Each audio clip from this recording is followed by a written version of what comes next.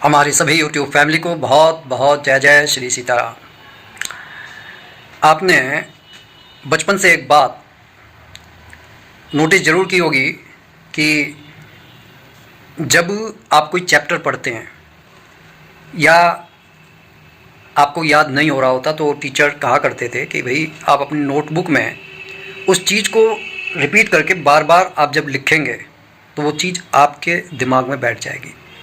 क्योंकि दिमाग जो है जिस चीज़ पर वर्क करता है तो जो है न्यूरॉन्स जो है ज़्यादा डेवलप होते हैं और वही किसी भी सूचना को जो है इकट्ठा करने के लिए और किसी सूचना को ज़्यादा देर तक बनाए रखने के लिए न्यूरॉन्स की बहुत ज़्यादा आवश्यकता होती है। बाकी दूसरा ऐसा माना जाता है कि भाई जो कुछ हम लिख रहे हैं इस संसार में कुछ भी बेवजह नहीं हो रहा है। हर चीज़ किसी ना किसी ऊर्जा से जुड़ी हुई है और वो ऊर्जा जो है उसकी एक अलग वाइब्रेशन होती है और वो वाइब्रेशन हमारे को यूनिवर्स से जोड़ देती है।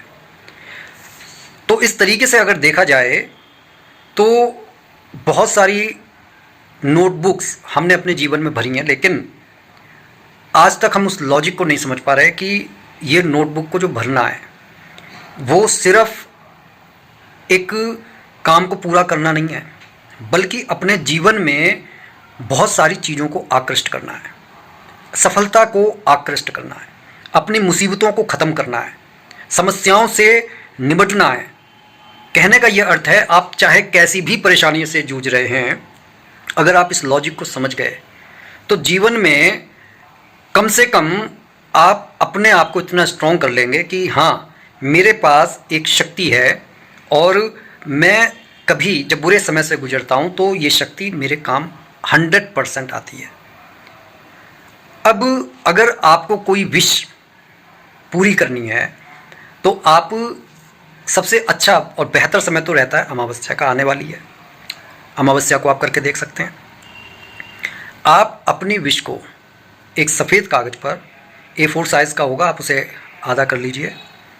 आप उस अपनी विश को, उस खास विश को जो है 21 टाइम्स या फिर इसका डबल करके आप मॉर्निंग में लिखिए पूरे एनर्जी के साथ, और फिर इवनिंग में इसी पेपर पर इसकी बैक साइड पर आप लिखिए।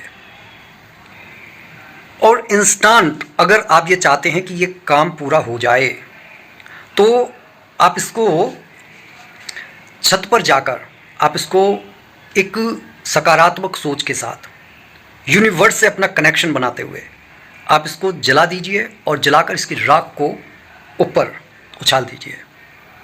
कहीं भी गिरे इससे कोई मतलब नहीं, आप इसको उछाल दीजिए। कहने का ये मतलब है कि आप सीधा मैसेज दे रहे हैं आप यूनिवर्स को। कई बार हम ये मानते हैं कि यार हमने अपनी जो है विश को लिखा और फिर इसको जला दिया, इसका नेगेटिव इम्पैक्ट पड़ सकता है।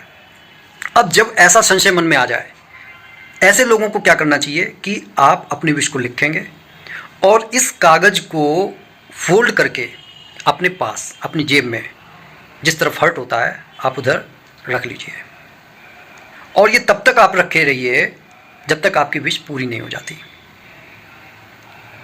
आप देखेंगे कि वाकई में ये छोटी छोटी बातें आपके जीवन में चमत्कार लेकर आ सकती हैं। अगर किसी शत्रु ने आपको परेशान किया हुआ है तो आप सफ़ेद कागज़ पर काले पेन से आप लिखिए अपने उस शत्रु का नाम, और एक इस इम्पैक्ट के साथ यूनिवर्स को संदेश भेजिए कि भाई इसने परेशान किया हुआ है, मुझे इससे छुटकारा चाहिए। या तो आप इसका हृदय परिवर्तन कर दो या जो आप ठीक समझो वो करो, लेकिन मैं इसकी वजह से बहुत टेंशन में हूँ भैया, इस बात को यहीं पर ख़त्म करना है। शाम के समय आप इस कागज़ को जला दीजिए। 11 टाइम आप करके देखिए।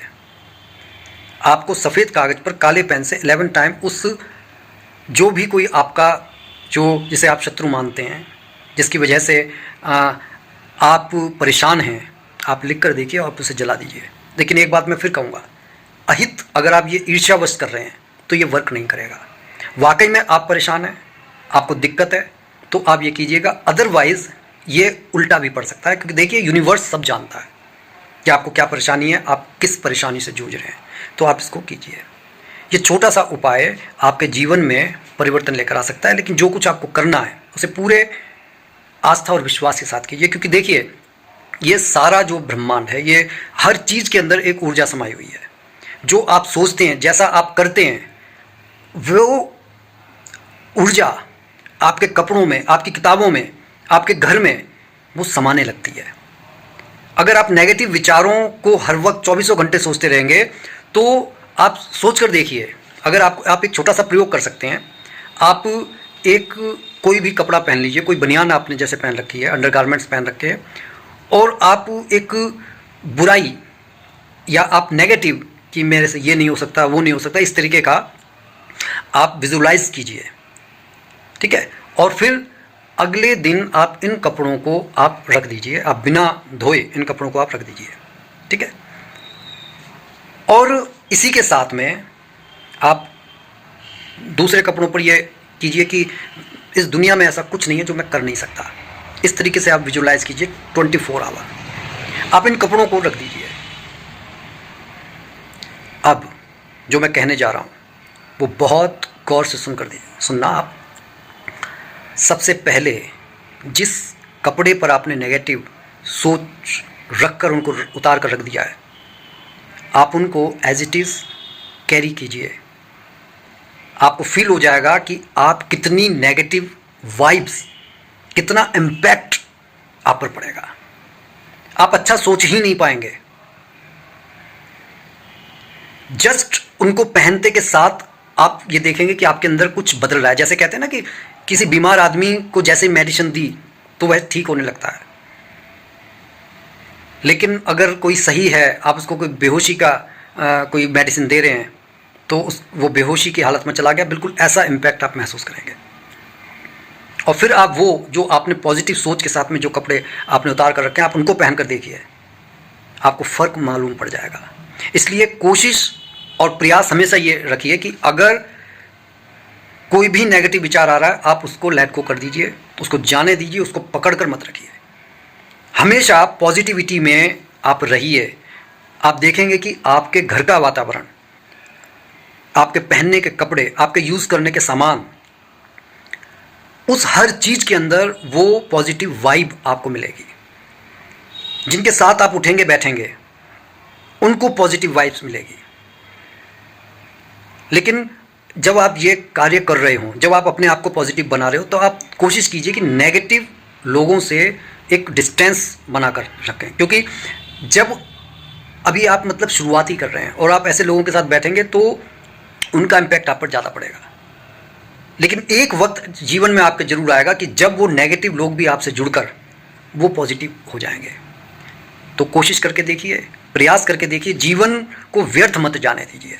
ये जीवन जो मिला है वैसे तो आत्म साक्षात्कार के लिए मिला है, लेकिन जिन छोटी छोटी बातों पर हम गौर नहीं करते, अपने आप पर ध्यान नहीं देते, दुनिया की सारी बातें कर लेंगे लेकिन बस अपने आप पर ध्यान नहीं देते। अपने आप पर सिर्फ ये ध्यान देना है कि नींद आ गई है, सो गए हैं, उठने का मन नहीं कर रहा है। नहीं, हमारे को ऐसा नहीं करना है।